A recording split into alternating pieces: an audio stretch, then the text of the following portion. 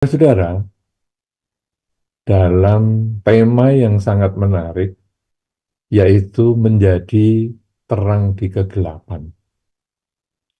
Tentu kita ketahui bersama bahwa kelahiran Buddha di dunia ini menjadi sumber inspirasi untuk sebagian besar orang.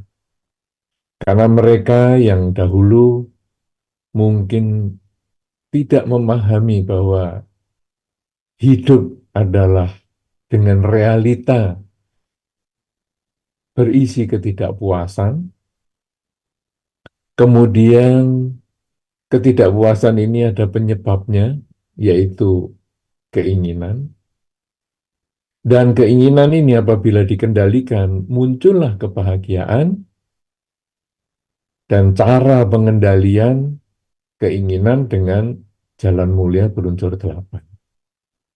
Empat hal ini yang dijelaskan oleh Sang Buddha ketika beliau telah mencapai pencerahan atau penerangan sempurna.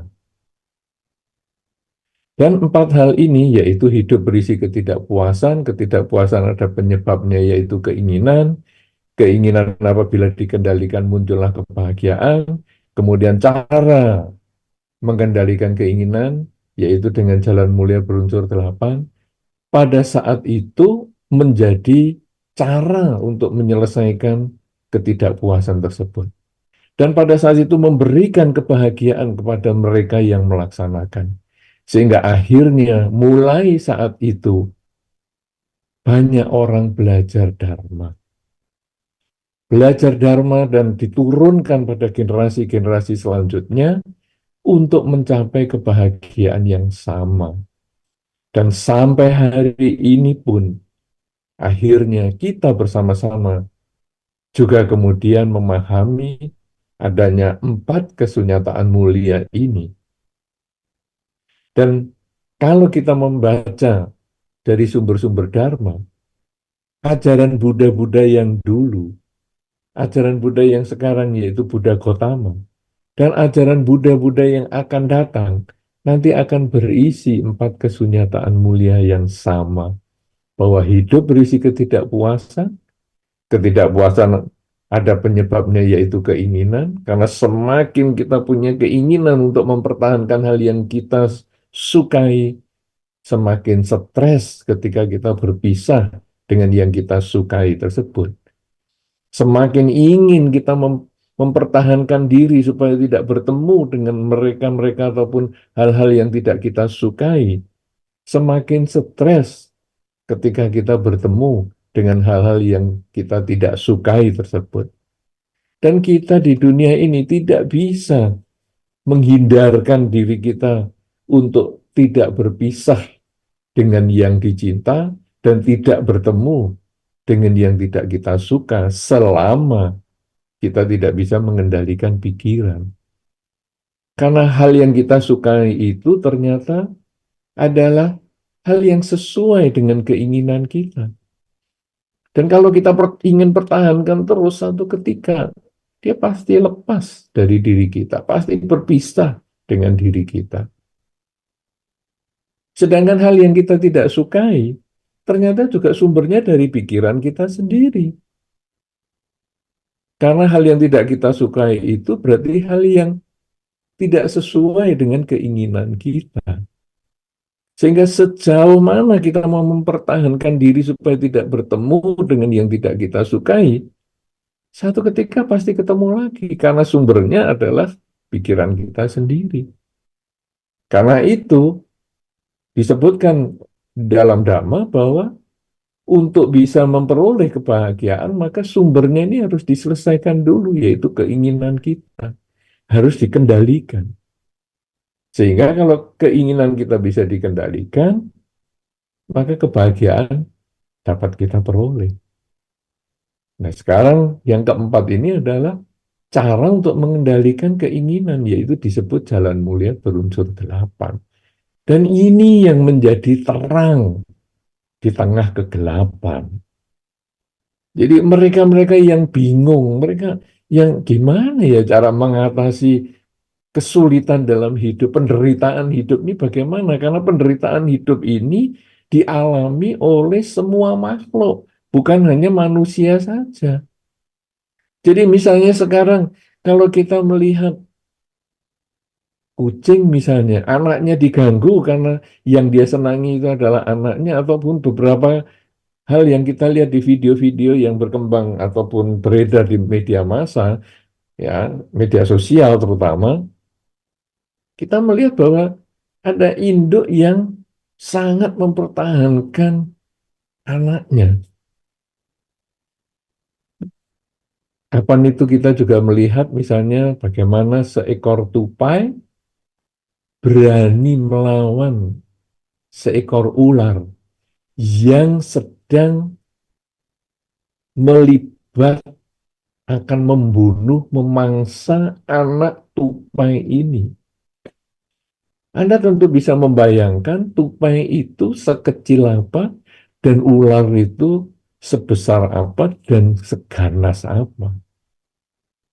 Tetapi induk tupai ini tidak mau menyerah. Dia menggigit sekujur tubuh si ular supaya ular ini melepaskan lilitan ke anaknya. Sedemikian kuat si tupai mempertahankan cintanya kepada si anak, menolak kebenciannya atas masalah yang ditimbulkan oleh si ular dengan menggigit, menggigit dan terus menggigit. Dan ular ini juga menggigit si induk tupai. Tanpa melepaskan lipatannya kepada anak tupai, ular ini tetap menggigit si induk tupai. Tetapi induk tupai mengabaikan gigitan ular tersebut. Dia lari ke sana ke sini dan dia menggigit lagi tubuh si ular dan terus menerus sampai akhirnya ular ini tidak tahan dengan rasa sakitnya dan akhirnya ular ini menyerah. Dia melepaskan lipatan di anak tupai tersebut dan dia pergi. Dan tupai ini, si induk ini, kemudian menyelamatkan anaknya, membawa anaknya naik memanjat pohon untuk menyelamatkan diri. Jadi kita lalu melihat sekarang bahwa keinginan untuk tidak berpisah dengan yang dicinta, dalam hal ini si induk, tupai kepada anaknya, ini demikian kuat mempertahankan. Dan keinginan untuk menolak yang tidak disukai, yaitu induk induk tupai ini menolak untuk berpisah dengan anaknya dan membenci si ular ini juga sedemikian kuatnya, sehingga itulah yang menimbulkan keberanian untuk menggigit tanpa memperhatikan risikonya. Tapi lalu kita melihat sekarang di sini bahwa berpisah dengan yang dicinta dan bertemu dengan yang dibenci, ini sumbernya adalah dari keinginan tersebut. Dan bagaimana bisa mengendalikan keinginan? Inilah jalan mulia berunsur 8. Nah, kalau binatang seperti itu, sebetulnya semua juga seperti itu, termasuk manusia.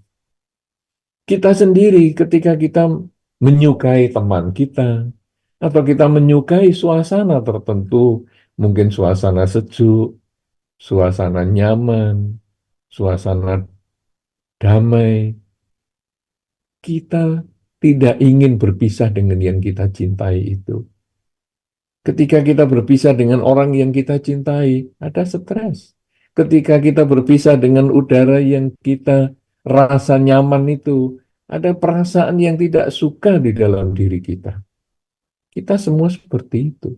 Dan kita bertemu dengan yang tidak kita sukai, musuh kita misalnya, atau udara yang tidak enak misalnya, atau kegagalan di dalam pekerjaan misalnya, kita pun juga menjadi tidak suka. Nah, tentu kita tidak ingin terombang-ambing oleh suka tidak suka, terus membuat kita menjadi moody, membuat kita menjadi moodnya tidak stabil. Dan itu membuat kita bisa salah dalam mengambil keputusan. Ketika moodnya kita baik, kita membuat keputusan-keputusan yang membahagiakan, tetapi kadang-kadang kita bisa menyesal di waktu belakangannya. Kemudian, kenapa ya dulu saya memutuskan seperti itu? Sebaliknya, ketika kita sedang menderita, sedang tidak suka, kadang-kadang kita juga membuat keputusan yang akhirnya kita sesali juga di belakang hari. Nah, tentu kita tidak ingin mengalami ketidaknyamanan seperti itu. Ya, misalnya sekarang kalau kita dalam kehidupan sehari-hari ya, kadang kita kan memperoleh berita-berita banyak sekali dari media sosial ya, karena kita sumbernya sekarang kita lebih banyak belajar dari media sosial. Ya, apakah dari YouTube, WhatsApp, atau apa saja lah dari media sosial kita. Nah, kemudian kadang kita menerima berita yang kita anggap bahagia. Misalnya, kita bakal gajiannya dinaikkan misalnya. Wah, dapat dapat tulisan misalnya keputusan dari perusahaan bahwa gaji naik. Kemudian kita bahagia lalu kita sebarkan ya kemana-mana. Oh ini gaji naik. Tapi itu ternyata berita bohong. Terlanjur kita sudah bahagia, kita bagikan. Ternyata berita bohong. Dan akhirnya kita stres. Sebaliknya kita juga bisa dapat berita yang tidak menyenangkan. Yang misalnya musuh kita atau di perusahaan yang tempat kita bekerja, orang yang kita tidak sukai atau suasana yang kita tidak sukai sudah diselesaikan. Orang yang tidak kita sukai di PHK-kan, dipecat. Suasana yang kita tidak sukai sekarang sudah diperbaiki. Misalnya kantinnya nggak enak ini. Wah, sekarang sudah diperbaiki. Ada rasa senang. Tapi ternyata kalau akhirnya setelah kita sebarkan itu juga berita hoax, kita jadi nyesel. Ya, kenapa dulu saya sebarkan? Tetapi kalau sekarang ada berita yang mengatakan, wih, kantin di kantor kita memang tidak enak. Kita memang tidak suka ini. Kemudian kita sharekan. Ya, wah, kita bagikan kemana-mana. Ini nanti akhirnya orang yang namanya dijelekkan itu, kantin yang dijelekkan itu, menuntut kita. Nah, jadilah kita menjadi penderitaan muncul lagi. Inilah yang sering kita hadapi di dunia di zaman sekarang. Kegelapan-kegelapan seperti inilah, kebingungan-kebingungan seperti inilah, ketidakmampuan kita mengendalikan diri seperti inilah yang kadang memancing penderitaan bagi kita. Sehingga dikatakan di dalam beberapa kesempatan, orang sering mengatakan, jari kita ini lebih cepat daripada pikiran kita. Jari kita ini begitu ada hal-hal yang cocok, like and share. Jadi cepat sekali dan akhirnya kadang kita menyesal. Loh, kenapa dulu saya bagikan? Nah, inilah kemudian di dalam Dhamma kita dikenalkan dengan jalan mulia berunsur delapan. Bagaimana kita mengendalikan diri supaya batin kita ini tidak terombang-ambing oleh suka duka, dan akhirnya keputusan kita pun menjadi tidak objektif. Keputusan kita menjadi subjektif berdasarkan like and dislike, suka dan tidak suka. Nah, kalau sudah begitu, akhirnya apa yang kita anggap baik belum tentu baik untuk orang lain. Apa yang kita anggap tidak baik belum tentu tidak baik juga bagi orang lain. Nah, kalau sudah demikian, kita datanglah musuh yang demikian banyak gara-gara jari kita. Nah, saudara-saudara, dengan jalan mulia berunsur delapan ini membuat batin kita menjadi lebih tenang. Karena jalan mulia berunsur delapan ini, kita dikenalkan tentang sistem pengendalian diri. Yang pertama, kita dikenalkan tentang teori Ya, kalau kita melihat bahwa ada pengertian benar, pandangan benar itu sebetulnya pertamanya adalah berbicara tentang teori. Kebijaksanaan yang bersifat teori, bahwa semua ini butuh ketenangan batin. Ya, itu yang disebut panya kalau di awal ya. Kalau kita sekarang melihat Jalan Mulia berunsur 8, unsur yang pertama dan kedua ini dikatakan adalah panya, sebetulnya yang pertama adalah panya yang bersifat teori dulu. Kemudian unsur yang berikutnya adalah yang ketiga, tentang bagaimana perilaku kita yang benar. Nah, perilaku kita yang benar ada ucapan benar, ya, kemudian juga ada pekerjaan yang benar dan sebagainya. Nah, ini sebetulnya adalah berbicara tentang perilaku untuk membuktikan kebijaksanaan yang tadi bersifat teori, pengendalian diri kita. Nah, sekarang misalnya saya mendapat berita-berita yang menyenangkan atau tidak menyenangkan tadi. Kemudian kita berusaha mengendalikan diri dulu. Ya, kalau di dalam Jalan Mulia Berunsur 8 ini kan dikelompokkan sebagai sila. Sila ini kan pengendalian diri. Ya, misalnya kalau kita kenal Pancasila Buddhis. Tidak membunuh, tidak mencuri, tidak berzina, tidak bohong, dan tidak mabuk-mabukan. Sebetulnya apa ini? Kata tidak, tidak, tidak ini. Ada kenyataan di luar kita, tetapi kita tidak melakukan. Tidak membunuh.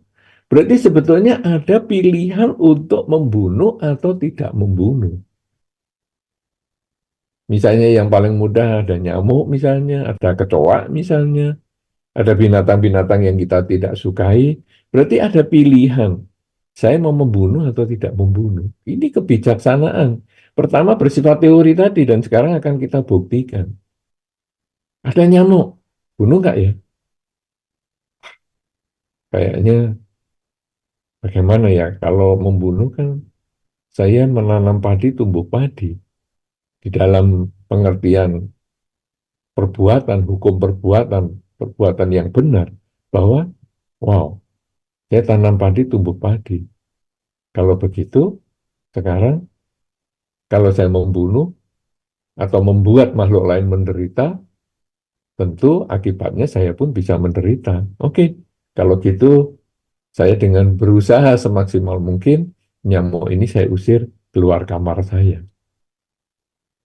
Nah, atau mungkin binatang-binatang yang lain, mungkin cicak lah, mungkin kacoak lah, saya usir supaya saya tidak melakukan pembunuhan. Bagaimana kalau saya harus membunuh? Karena ini kan pilihan tidak membunuh. Bagaimana kalau saya harus membunuh? Ya saya harus siap dengan risiko saya.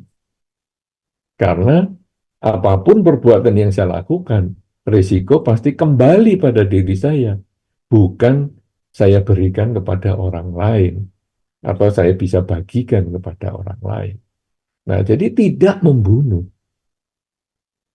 Nah, saudara-saudara, dengan pelaksanaan sila ini, karena nanti ada tidak membunuh, tidak mencuri juga sama kan? Jadi ada pilihan, mau mengambil atau tidak mengambil. Kalau sekarang kita menggunakan kebijaksanaan teoritis tadi, bahwa saya harusnya tidak mengambil, karena kalau saya mengambil tentu buahnya pun akan kembali pada saya. Apakah saya mau diambil hal-hal yang saya sukai juga? Nah, dengan demikian maka tidak membunuh, tidak mencuri, tidak berzina, tidak bohong, dan tidak mabuk-mabukan ini sebetulnya adalah kembali pada perenungan, sanggup nggak saya mendapatkan risiko tersebut. Karena risiko itu bisa jangka pendek dan jangka panjang. Bisa saya terima di kehidupan ini kalau jangka pendek, jangka pendek. Bisa saya terima juga di kehidupan-kehidupan mendatang kalau itu jangka panjang. Kalau sudah demikian, wah, kebijaksanaan yang bermain. Bagaimana kebijaksanaan ini bisa bermain? Ketika kesadaran selalu kita jaga. Nah, inilah masuk pada tiga bagian yang berikutnya di dalam Jalan Mulia Berunsur 8, yaitu daya upaya, kemudian konsentrasi dan kesadaran yang benar. Jadi kita sekarang harus mengembangkan kesadaran. Saat ini saya sedang apa ya? Oh, saat ini saya sedang digigit nyamuk. Ada nyamuk yang hinggap di tempat saya. Gimana ya? Nah, saya mau pilih apa nih? Bunuh atau tidak bunuh? Saat ini saya sedang apa? Saat ini saya sedang melihat cicak di atas jendela kamar saya. Bagaimana ini? Mau saya pilih bunuh atau tidak bunuh? Bunuh atau usir? Nah, ini semua adalah berdasarkan kesadaran. Dan ketika kemoralan dan kesadaran ini bergabung untuk bisa membuktikan kebijaksanaan yang tadi bersifat teori, maka kebijaksanaan itu akhirnya menjadi kenyataan. Dan akhirnya muncullah kebijaksanaan yang sesungguhnya. Sehingga Jalan Mulia Berunsur 8 itu disusun, kalau kita melihat susunannya adalah panya, sila, dan samadhi. Beberapa orang sering menjelaskannya, panyanya dipindah ke bawah. Jadi sila, samadhi, panya. Nah, kalau demikian, kenapa zaman Sang Buddha dulu, Sang Buddha tidak menyebutkan bahwa pengertian dan pandangan benar ini kenapa tidak di yang ketujuh dan kedelapan? Kenapa yang pertama?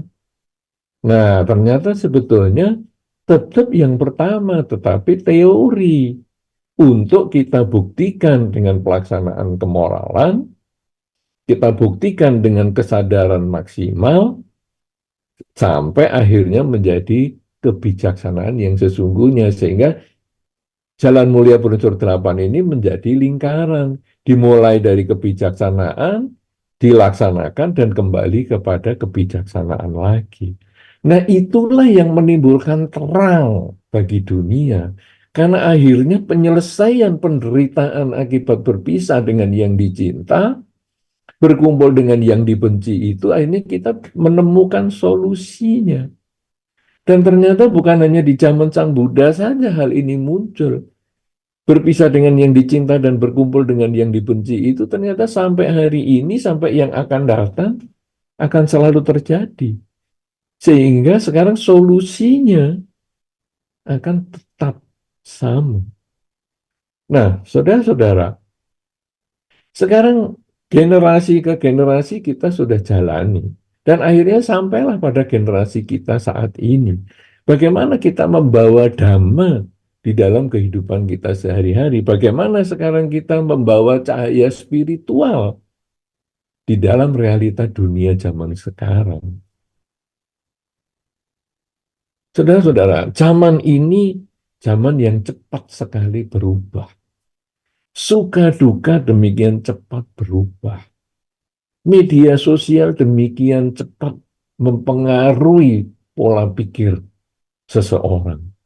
Sesuatu yang viral akan langsung mempengaruhi pola pikir kita. Kita kadang-kadang di dalam menggunakan media sosial, kita kadang-kadang mencari hal-hal yang viral. Apa sih sekarang yang viral? Nah, sekarang kalau yang viral bagus, positif. Wah, langsung kita share kemana-mana. Yang viral negatif, langsung kita juga komen dengan penuh kebencian. Nah, apa sekarang hasilnya? Kadang-kadang yang kita komen itu sesuatu yang kita bahkan nggak kenal. Pihak-pihak yang dijelekkan di dalam media sosial yang viral itu, kadang kita nggak kenal sama sekali. Misalnya artis A melakukan sesuatu yang negatif, misalnya kemudian itu viral, atau bukan artis tapi masih anggota masyarakat yang mungkin melakukan kejahatan misalnya, dan itu viral, hal yang negatif itu kemudian kita komen dengan luar biasa. Kadang-kadang komen kita negatif, sudah negatif salah orang. Dalam banyak kesempatan kita sudah mendengar misalnya ada sesuatu yang negatif kemarin, misalnya tentang olahraga misalnya, wah viral sekali, kemudian orang menyerangnya kepada grup yang lain yang tidak ada hubungannya, bukan grup yang dimaksudkan oleh yang membuat berita yang sampai viral itu. Nah, ini kan akhirnya kita yang mengomentari secara negatif ini sudah bikin karma buruk. Orang yang salah menerima itu, dia kan juga tidak nyaman. Kita mengkondisikan orang menjadi tidak nyaman. Bikin karma buruk baru bagi kita. Selain kita sudah menanam karma buruk dengan jari kita, ternyata orang yang tidak suka itu juga mengkondisikan kita menambah karma buruk yang baru. Kenapa? Karena kita emosi sesuatu yang viral. Kalau yang viral positif, wah, memang menarik sekali ya, kita bisa bagikan kepada mereka sehingga mereka juga merasakan kenyamanan karena ada berita-berita yang positif. Apakah kita bikin karma baik? Ya, bisa bikin karma baik karena kita berbagi hal-hal yang positif. Tetapi untuk membandingkan, mempertimbangkan, memutuskan apakah yang viral ini yang baik atau apakah yang viral ini yang jelek, itu membutuhkan ketenangan batin. Tidak langsung begitu terima, langsung like and share. Tapi terima, baca baik-baik, renungkan baik-baik, cari referensinya dulu, cari dari berbagai sumber dulu. Kalau memang yang viral ini positif, baik, ayo kita bagikan. Supaya kita berbagi kebajikan. Sehingga ketika kita berbagi kebajikan, kita menanam karma baik. Dan ketika orang yang menerima berita kebajikan itu dan dia bahagia, dia memetik buah kebaikan, kita pun menambah kebaikan yang baru lagi. Kalau orang tersebut kemudian bisa berbagi lagi kepada pihak lain karena ini viral, maka tentu kita mengkondisikan orang juga berbuat baik lagi. Dan ini menjadi satu kebajikan-kebajikan bagi kita. Oleh karena itu, saudara-saudara, HP di tangan kita, jari-jari kita, ini bisa menjadi kesempatan untuk berbuat baik. Tetapi ini juga bisa menjadi kesempatan kita mendapatkan karma buruk yang besar. Karena ketika kita mendapatkan berita negatif, pikiran kita tidak dijaga, kita langsung like and share, maka kita menambah karma buruk yang banyak. Kita mendapat berita baik, like and share, kita memperoleh karma baik. Kalau demikian, saudara-saudara, alat misalnya HP, ini semua sebetulnya adalah netral. Bukan baik, bukan jelek. Dia netral. Bahkan berita-berita viral sebetulnya itu netral. Disebut baik dan tidak baik, akhirnya kembali pada keinginan kita. Berita viral kita anggap baik, kenapa? Karena keinginan kita cocok. Berita viral kita anggap tidak baik, kenapa? Karena tidak cocok dengan keinginan kita. Berarti sekarang keinginan kita yang harus kita perbaiki. Nah, keinginan apa yang bisa menjadi ukuran kalau di dalam Dhamma? Ajaran Sang Buddha yang diajarkan selama 45 tahun, sejak Sang Buddha mencapai pencerahan, sampai Sang Buddha wafat. Kemudian ajaran Sang Buddha yang diturunkan sampai generasi ke generasi, sampai zaman kita dan sampai zaman-zaman yang akan datang.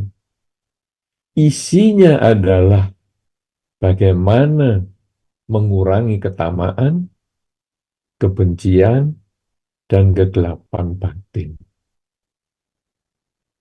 Jadi inti dasar ajaran Sang Buddha itu adalah mengurangi ketamaan, kebencian, kegelapan batin.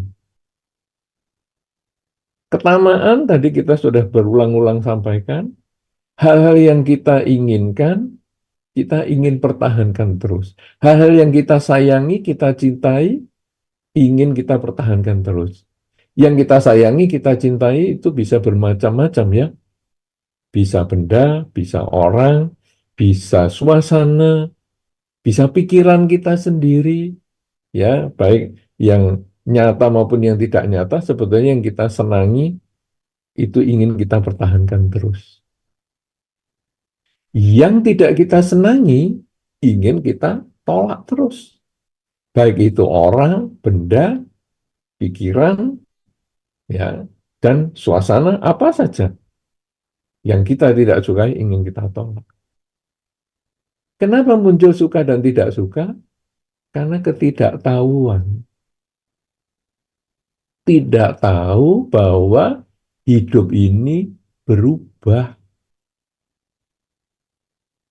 Hidup ini tidak kekal, selalu berubah. Nah, jadi yang saya sukai saat ini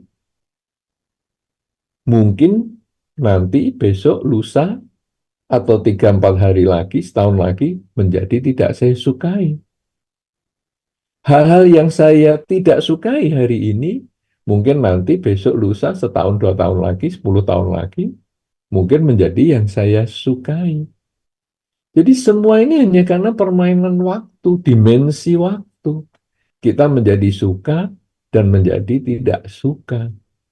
Nah, kalau kita sudah mengerti bahwa semua itu karena permainan dimensi waktu, maka sekarang kita harus memahami hidup kita ini sebetulnya kenyataannya adalah saat ini.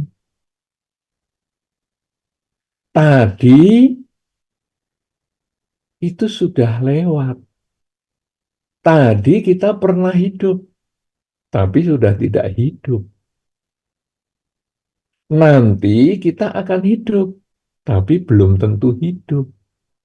Hidup adalah saat ini. Kesadaran pada hidup saat ini kita kembangkan dengan sering mengucap, saat ini saya sedang apa? Nah, saat ini saya sedang apa? Wah, saya nggak suka sama si A. Loh, saya nggak suka kenapa? Karena dulu dia memaki saya. Lah itu kan dulu. Itu kan yang tadi, yang sudah lewat. Loh, yang sudah lewat itu kan bukan berarti hilang, betul. Tetapi itu menjadi pelajaran. Kalau dulu dia memaki saya, kenapa? Karena saya mungkin perilakunya nggak benar. Oke, kalau gitu saat ini saya harus melakukan hal yang benar. Sehingga dia tidak punya kesempatan memaki saya lagi. Jadi masa lalu itu kita jadikan pelajaran, tapi bukan mencengkeram hidup kita sampai saat ini. Karena kalau kita mencengkeram atau dicengkeram oleh masa lalu, akhirnya umur kita bertambah, tetapi kebijaksanaan kita tetap pada masa lalu. Karena dia sudah memaki saya terus melekat dengan masa lalu itu. Padahal saat ini kan sudah berbeda, saya hanya menjadikan masa lalu itu sebagai pelajaran, supaya saya tidak dimaki lagi. Sebaliknya saya suka dengan si A ini, atau si B yang saya sukai. Kenapa? Karena si B dulu pernah memuji saya. Nah, itu kan dulu. Kalau kita hanya puas dengan masa lalu kita yang membanggakan itu, kita juga tidak menjadi bijaksana. Karena umur kita sudah bertambah, tetapi pikiran kita masih ketinggalan di masa lalu. Nah, jadi sekarang bagaimana? Saya dulu pernah dipuji oleh si B. Kalau demikian, apa yang menyebabkan si B memuji saya? Perilaku saya, ucapan saya, cara berpikir saya baik. Oke, kalau gitu, saya harus mempertahankan kalau bisa meningkatkan kebaikan saya lewat pikiran, ucapan, dan perilaku saya, sehingga hidup saya semakin hari semakin baik. Nah, jadi masa lalu itu menjadi pelajaran untuk perbaikan saat ini. Bukan untuk membuat kita muncul suka dan tidak suka yang mencengkeram diri kita. Dengan demikian batin kita menjadi netral. Masa depan juga sama. Masa depan memang belum datang, tetapi itu menjadi pelajaran. Kalau si A tadi di masa lalu memaki saya, si A mungkin di masa depan juga memaki saya. Mungkin. Tapi sekarang kan belum. Jadi sekarang saya bisa memperbaiki diri. Supaya di kesempatan yang akan datang, si A tidak memiliki alasan untuk memaki saya. Sebaliknya si B memuji saya di masa lalu. Saya sekarang perbaiki di masa sekarang. Supaya di masa depan, potensi penghargaan itu semakin besar. Jadi yang buruk di masa lalu kita perbaiki saat ini, yang baik di masa lalu kita tingkatkan saat ini untuk membangun masa depan yang lebih baik.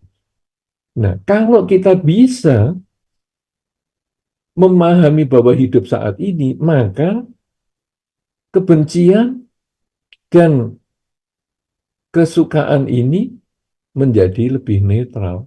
Ketika kita mendengar berita yang baik, kita lebih tenang, karena kita bisa sadar saat ini sedang apa, dan kalau itu benar-benar baik dengan referensi yang cocok, kita bisa bagikan, mengkondisikan pihak lain bahagia. Kalau kita menerima berita-berita yang buruk, kita juga tetap tenang dulu, kita pertahankan kondisi batin kita supaya netral, dan kalau buruk, mungkin kita tidak bagikan kepada pihak lain, supaya tidak mengkondisikan karma buruk kepada orang lain. Kalau sudah demikian, saudara, media sosial ini juga menjadi netral. Batin kita menjadi seimbang. Kita bisa menjadi cahaya spiritual, bisa memancarkan cahaya spiritual dalam realita dunia. Karena kita hanya membagikan yang baik dan menahan yang buruk ini tidak kita bagikan. Nah, dari mana inspirasi ini bisa muncul? Inspirasi ini muncul karena dengan ajaran Sang Buddha. Kita dengan mengikuti riwayat Sang Buddha, yaitu ketika Waisak, Sang Buddha, kita peringati kelahirannya, pencapaian pencerahannya, dan wafatnya. Dan yang beliau ajarkan adalah 4 kesunyataan mulia.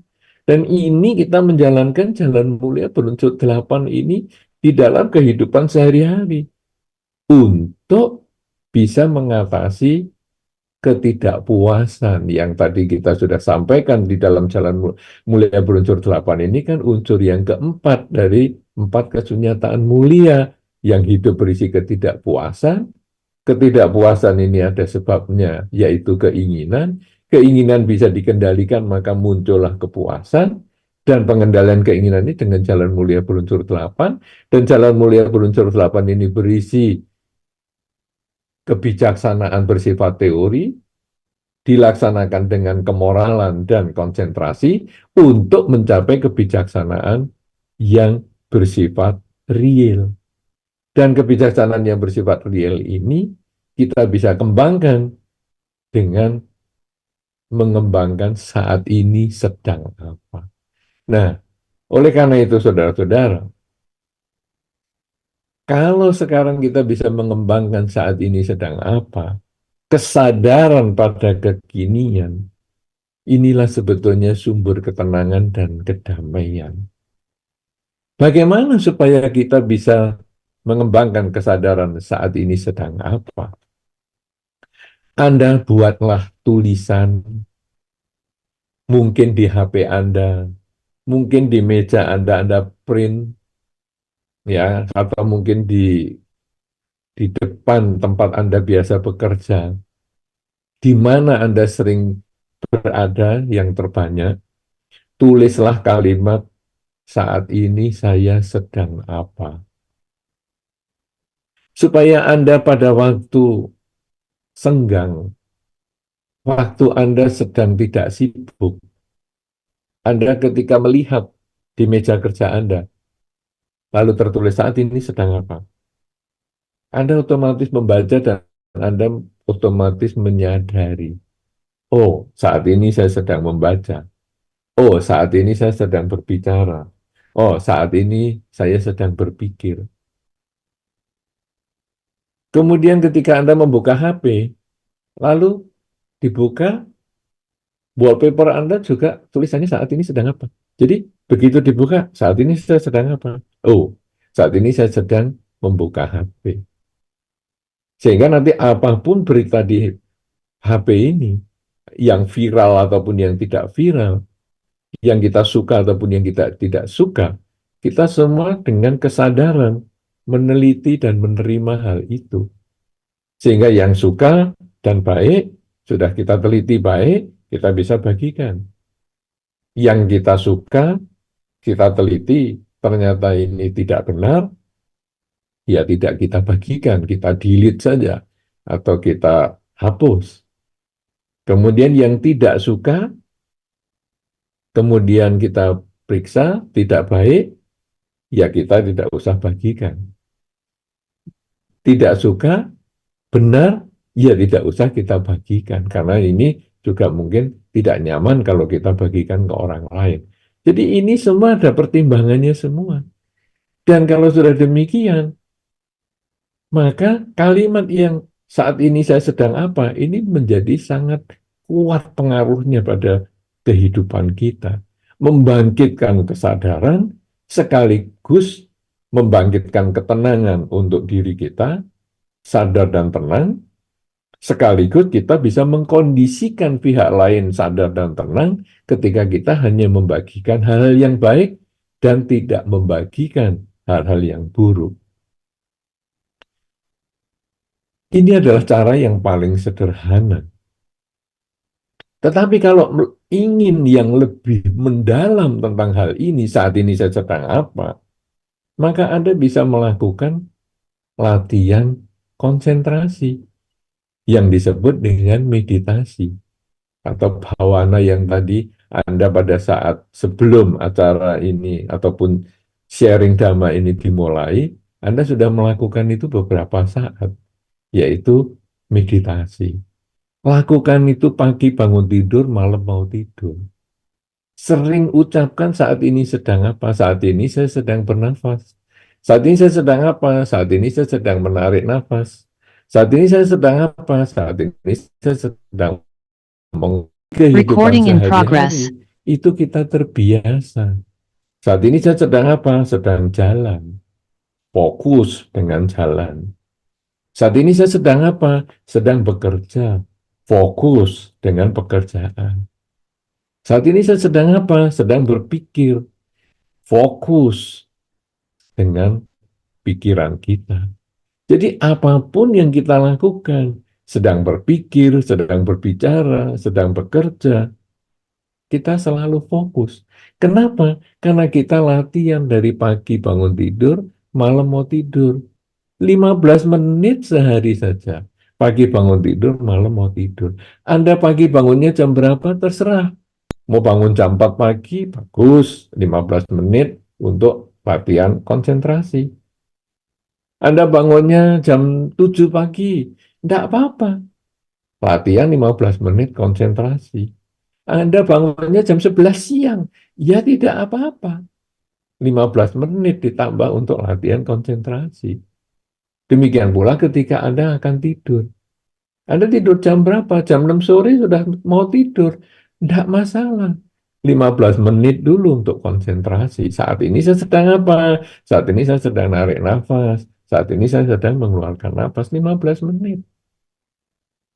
Anda tidurnya jam 8 malam. Tidak masalah. 15 menit gunakan sebelum tidur. Sadar saat ini sedang apa? Nafas masuk, nafas keluar. Anda tidurnya jam 2 pagi. Tidak masalah. Gunakan 15 menit sebelum tidur. Saat ini sedang apa? Nafas masuk, nafas keluar. Hanya seperti itu saja.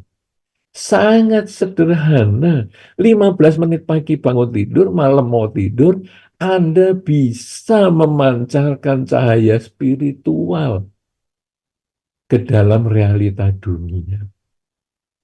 Dengan hanya 15 menit pagi bangun tidur, malam mau tidur, Anda bisa menjadi terang di kegelapan. Karena Anda hanya bisa memberikan yang baik di dalam perilaku Anda, bisa memberikan ucapan yang baik, bisa orang-orang di sekitar Anda. Terang di dalam kegelapan. Anda menjadi mercusuar, Anda menjadi sumber cahaya. Anda bisa bayangkan ketika Anda mempunyai lilin kecil, semacam lilin ulang tahun ya. Karena kalau lilin di kue ulang tahun Anda tentu pernah merasakan ya atau pernah melihat atau mungkin juga mengalami sendiri hari ulang tahun yang diperingati teman-teman, kemudian di atas roti biasanya diberi lilin. Saya yakin lilin yang dipasang di situ tidak seperti lilin yang dipasang di altar puja bakti di saat Waisak utama. Ya, Anda tentu tahu itu kan, kalau di saat Waisak ada puja bakti, wow, lilinnya segede apa itu, lilin biru, kuning, merah, putih, oranye. Tentu tidak segede itu. Juga tidak segede mungkin diameter 5-10 cm juga tidak. Tapi lilin ulang tahun itu mungkin hanya sebesar kelingking Anda saja atau lebih kecil lagi seperti pensil. Nah, kemudian lilin itu dipasang, ditancapkan di roti atau di kue ulang tahun kita. Kemudian setelah semua pada menyanyi, nah kemudian api yang ada di lilin itu kita tiup. Sangat mudah karena lilinnya kecil hanya sebesar pensil mungkin diameternya atau lebih kecil lagi. Nah, sekarang kita membawa lilin kecil itu yang paling kecil ya, sebesar pensil atau lebih kecil tadi, kita nyalakan. Kemudian seluruh ruangan kita gelapkan. Ruangan ini bisa kamar kita, bisa kelas, kelas kita, bisa tempat Anda berkumpul hari ini, teman-teman ITBC yang hari ini berkumpul, saya lihat ruangannya cukup besar kalau dari eh, monitor di Zoom kita ini. Bisa juga mungkin selapangan bola boleh, hall juga boleh, besar. Kita hanya membawa lilin yang kecil ini. Saudara-saudara, perhatikan baik-baik. Cahaya lilin yang sangat kecil ini dibandingkan dengan kegelapan yang sedemikian besar. Kegelapan di kamar Anda berapa kali lipat dibandingkan cahaya lilin yang sedemikian kecil. Cahaya di dalam gedung yang Anda gunakan saat ini untuk berkumpul, berapa kali lipat dibandingkan cahaya lilin ini. Kalau itu di hall yang besar, berapa juta kali lipat besarnya kegelapan dibandingkan cahaya lilin ini. Tapi seberapapun besar kegelapan, dia tidak bisa mematikan cahaya lilin ini. Cahaya lilin yang kecil ini tetap bisa menerangi lingkungannya. Walaupun di tempat yang jauh, di ujung hall sana, orang masih bisa melihat cahaya yang sedemikian kecil. Dan cahaya yang gelap jutaan kali lipat dibandingkan dengan cahaya lilin ini, dia hanya bisa menunggu sampai lilin ini mati sendiri. Dia tidak bisa menekan kehidupan lilin ini.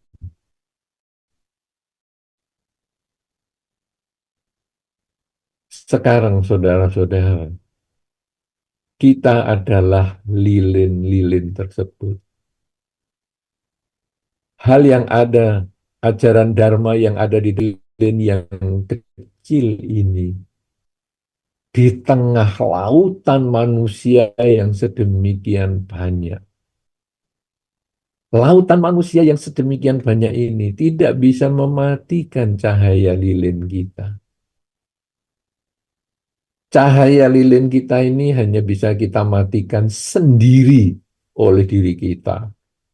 Kita tiup dan kita matikan lilin itu. Artinya, pencerahan di dalam Dharma, pemahaman kita pada Dharma, pengertian kita pada hidup saat ini di dalam Dharma, tidak akan bisa dimatikan oleh siapapun juga, kecuali kita sendiri yang tidak ingin memiliki kemampuan untuk menyadari hidup saat ini.